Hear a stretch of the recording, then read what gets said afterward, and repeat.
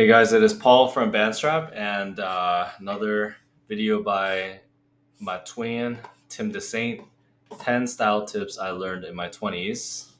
Without further ado, let's get started. Hey, what is up guys? Tim Dessaint here. Hope you're all having a beautiful day. And today we're talking about 10 style tips that I've learned so far in my 20s. And I'm not 30 yet, by the way, but I am getting a little bit older. I'm gonna be 27 soon. And I have to say my style has evolved quite a lot since my early 20s. He's like the same age. I can definitely point to a couple of key elements that I think have been instrumental in developing my style to where it is today. So I've narrowed it down to the 10 most important ones. Let's get into it.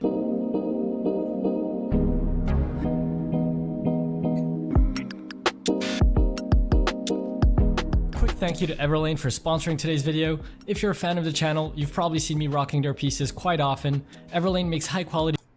Tip number one, experiment with an open mind. Especially at the beginning when you're first getting into fashion and really starting to discover yourself and what your style truly is. You don't want to pigeonhole yourself into one particular style from the get. I think it's always a good idea to keep an open mind, experiment with different things, take inspiration from all kinds of different areas, different people, and people with different styles. Really try to be intentional about stepping out of your comfort zone, trying things that you've never tried, trying things that initially you might not think will look good on you, because honestly, you might be pleasantly surprised. So one thing that I like to do, for example, is when I walk into a store, when it's not COVID times, obviously, I used to go to stores maybe a little more often than right now, I would try everything. So I would pick out anything that kind of grabs my attention, take it with me, go into the cabin and try it on. So I would try that jacket in a color that I've never worn before. I would try that statement piece, that little funky pattern. I would go into the women's section, try pants or jackets there. And really, I have to say that's been a huge help in developing my style.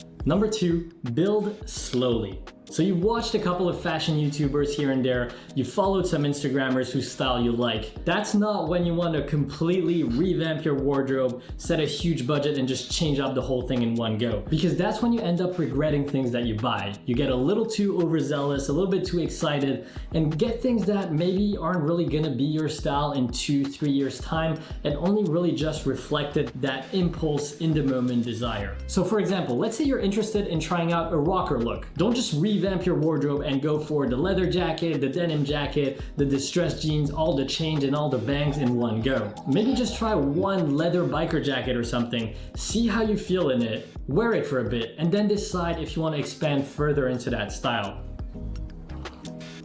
Number three, invest in quality. Because here's the thing with quality pieces. In the long run, if it's properly priced, it's not actually more expensive. Let's say you buy a really high quality cotton $30 t-shirt, you take care of it properly, it might last you a couple of years, whereas if you buy a low quality white t-shirt from Primark for like $3 or $4, that's gonna get worn out really quickly and you're gonna have to change it so many times, it might actually be more expensive in the end than that one high quality t-shirt. So once you've found those staple pieces of your wardrobe that you know you'll be wearing a lot, think about investing in higher quality for those core pieces. I'm the type of person that once I find something I like, something that fits me well and feels authentic to me, I just stick to those staples. For example, for my oversized tees, I found ones that are perfect for me from Everlane last year, and ever since, I just stick to these. I know the quality is there, they've all aged super well after many washes, and the fit is still the same.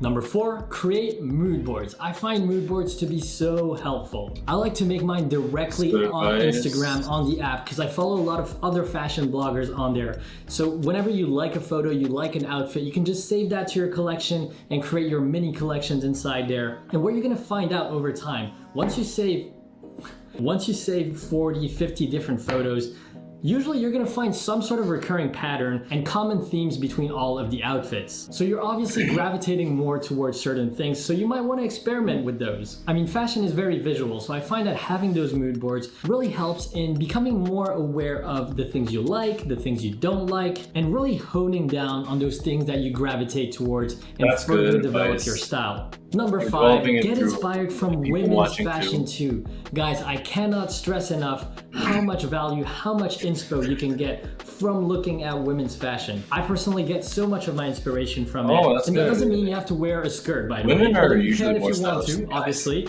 I think people should wear whatever the hell they want to wear. But there's actually a lot in women's fashion that you can translate into men's fashion.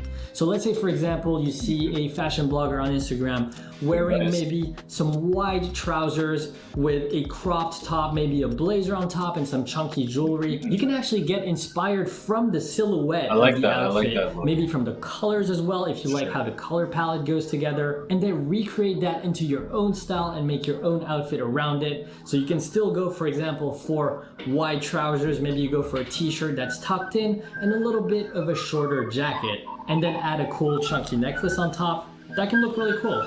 So don't restrict yourself to only taking inspiration from other men, because the women can definitely teach us a lesson or two. And I'll put some recommendations in the description of my favorite women's fashion YouTubers and Instagrammers. Number 6, ask yourself, what is your signature style? If you look at any of the greatest style icons, they always have a thing that makes their style unique to them. Like when you think of Anna Wintour, for example, you picture the sunglasses, probably a dress and some chunky jewelry around her neck. If you think Tom Ford, you probably think super well-tailored black suits with a crisp white shirt. So as you get more advanced and have a better understanding of your style, try to think, what is my signature? Like, do I have a signature look? Do I have a signature piece that I often like to wear? It could be that you like to wear a lot of leather jackets, or maybe you just wear a lot of Chelsea boots, or you always have a white t-shirt on, or some funky patterned trousers. Try to pick out that one thing that makes your style you. Here's a fun exercise that I like to do. So imagine if you were to die tomorrow. I know it's a little grim, but stick with me here. If you were to die tomorrow and you could pick out the one outfit that you're gonna go to the grave with, and that's gonna be your one ghost outfit that you're gonna have to wear forever, what would it be? For me, it would probably be a white t-shirt tucked into some tailored trousers and a really cool overcoat. So what is it for you? What is your signature look? Comment down below. Number 7, put words to your style. Practice that, like pull out a sheet of paper and try to describe your style in 3 to 7 words. At some point, I think you should know yourself and know your style enough to be able to do that rather easily. Is it classic? Is it modern? Is it tailored? More streetwear? Maybe more casual? Or maybe more sophisticated? So try to actually narrow it down to specific words. I think it can be a great exercise to do and can really help you become more aware of what your style actually is, and help you become more focused and more intentional with your future purchases. Number 8, don't follow trends blindly, but do pay attention to them. Yes, I said that. I know it can be a little bit controversial, but stick with me here. Obviously, you don't want to just hop on the latest trends every year and just wear that and then throw it out when you're done. That's not only horrible for your environment, it's going to be pretty horrible for your wallet as well, and you're just going to be very confused and your style isn't going to have any identity to it. But at the same time, I do think there is something to be said for actually paying attention to trends, seeing what's in, what's modern right now, what's trending, and generally asking yourself, do I like this? Do I not like this? I'm sure any given year there can be a lot of trends that may not really suit your style, but sometimes you can find 1 or 2 trends that can actually integrate very well into your style and feel authentic to you. Fashion is constantly evolving. There's new things always coming up, and also it's quite circular. So a lot of things that were popular 10, 20 years back are actually coming back in style today. And not all trends fade that quickly either. For example, oversized silhouettes have been trending for a couple of years now, and I'm pretty sure are going to be trending for the next couple of years.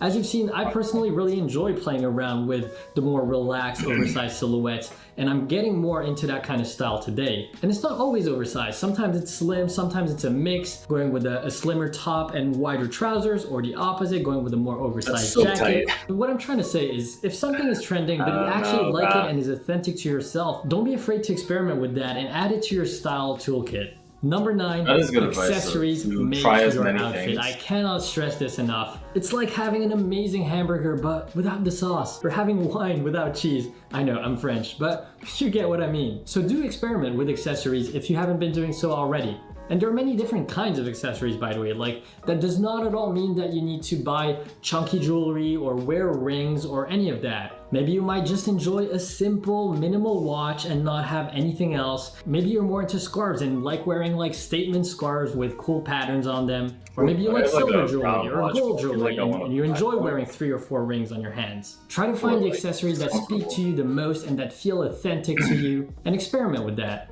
And finally, number 10, and I honestly think this might be the most valuable tip. Don't 20 try too bucks. hard to match. People That's think it's something I real. learned more recently in the But past that's couple cool. of years.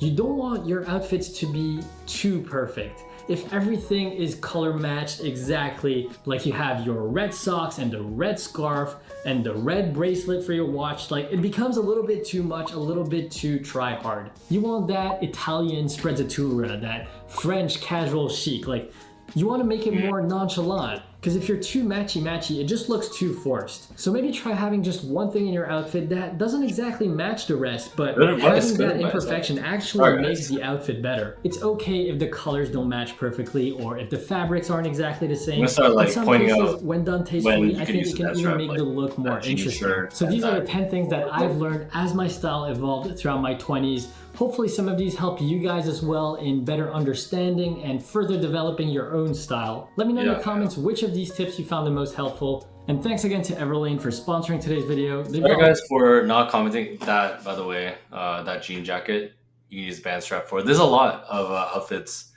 If we just kind of go through quickly, like that jean jackets.